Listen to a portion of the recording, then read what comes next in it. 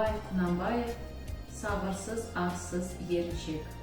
Сабырсыз, арсыз еріншек, көрсе қызар жалмауыз, сорлы қазақ сол үшін алты баққан алауыз. Өзін өзі күндейді, жақының жалған міндейді, ол арсыздық белгісі.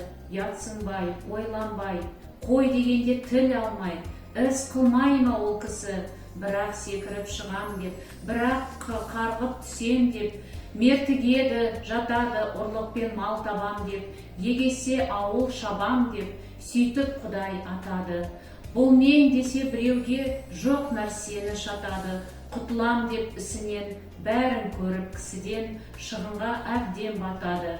Бұл болмаса онысы, аударылып қонысы, алыстан дәм татады. Абай Құнанбайұлы, сағаттың шықылдағы емесерін. Сағаттың шықылдағы емесерін.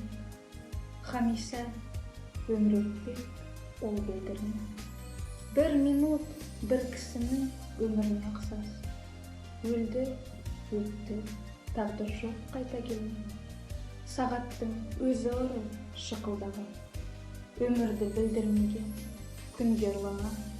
Тиянақ жоқ, тұрлауы жоқ. Келді, кетті, қайта айналмас, бұрылмас болдыр заман.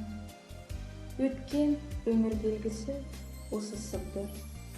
Көңілді күнде сындыр, әлде тындыр. Ақыл анық байқаған қылығыңды, қу шыққансы қағаз босқа болдыр. Күн жиылып, ай болды, 12 ай жыл. Жыл жиылып, қартайып, қылғаны бұл.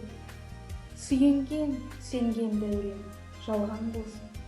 Жалғаны жоқ, уа Тәңірі, кеңшілік.